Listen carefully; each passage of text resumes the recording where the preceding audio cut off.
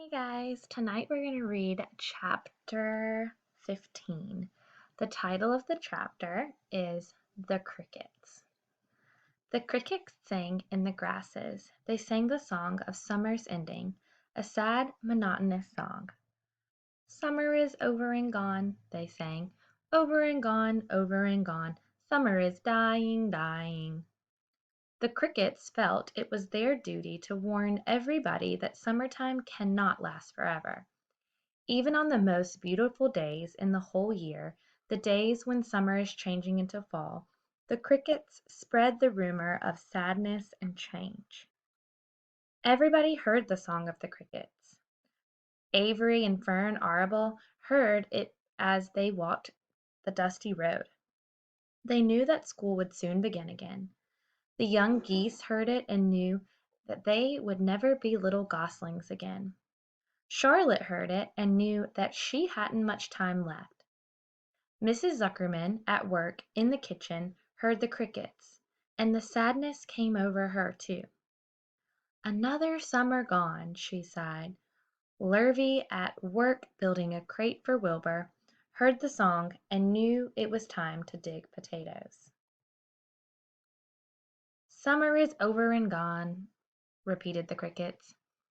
"How many nights till frost?" sang the crickets. "Good-bye, summer, good-bye, good-bye." The sheep heard the crickets, and they felt so uneasy they broke a hole in the pasture fence and wandered up into the fields across the road. The gander discovered the hole and led his family through, and they walked to the orchard and ate the apples that were lying on the ground. A little maple tree in the swamp heard the cricket song and turned bright red with anxiety. Wilbur was now in the center of attraction on the farm. Good food and regular hours were showing results. Wilbur was a pig any man would be proud of. One day more than 100 people came to stand at his yard and admire him. Charlotte had written the word "radiant," and Wilbur really looked radiant as he stood in the golden sunlight. Ever since the spider had befriended him, he had done his best to live up to his reputation. When Charlotte's Web said "some pig," Wilbur had tried hard to look like some pig. When Charlotte's Web said "terrific," Wilbur had tried to look terrific. And now that the web said "radiant," he did everything possible to make himself glow. It is not easy to look radiant, but Wilbur threw himself in with will. He would turn his head slightly and blink his long eyelashes. Then he would breathe deeply, and when his audience grew bored, he would spring into the air and do a backflip with a half twist. And at this the crowd would yell and cheer. "How's that for a pig?" Mr. Zuckerman would ask, well pleased with himself. "That pig is radiant." Some of Wilbur's friends in the barn worried for fear all this attention would go to his head and make him stuck up. But it never did this. But it never did. Wilbur was modest. Fame did not spoil him. He still worried some about the future, as he could hardly believe that a mere spider would be able to save his life. Sometimes at night he would have a bad dream. He would dream that men were coming to get him with knives and guns. But that was only a dream. In the daytime, Wilbur usually felt happy and confident. No pig ever had truer friends, and he realized that friendship is one of the most satisfying things in the world.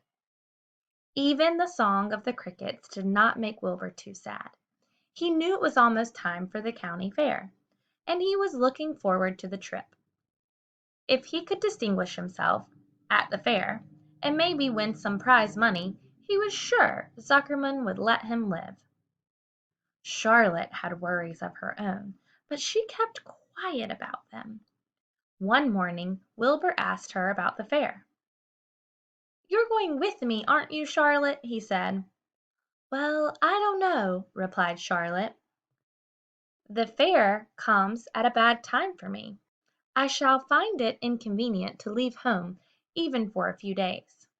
"Why?" asked Wilbur. "Oh, I just don't feel like leaving my web too much going on around here."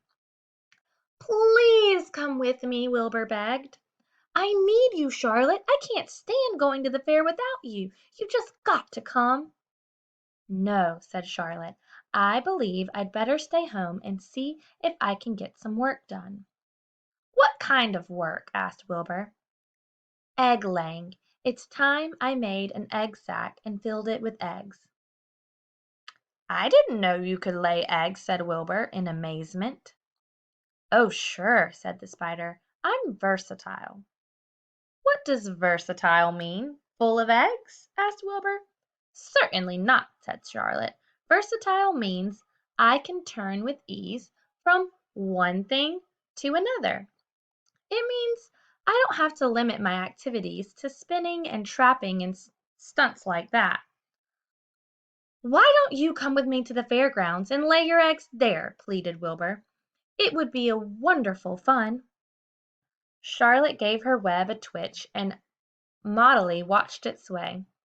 "I'm afraid not," she said. "You don't know the first thing about egg laying, Wilbur. I can't arrange my family duties to suit the management of the county fair. When I get ready to lay eggs, I have to lay eggs, fair or no fair. However, I don't want you to worry about it. You might lose weight. We'll leave it this way. I'll come to the fair if I possibly can." "Oh, good!" said Wilbur. "I knew you wouldn't forsake me just when I need you most." All that day Wilbur stayed inside, taking life easy in the straw. Charlotte rested and ate a grasshopper. She knew that she couldn't help Wilbur much longer. In a few days she would have to drop everything and build the beautiful little sack that would hold her eggs. I hope you enjoyed. Good night.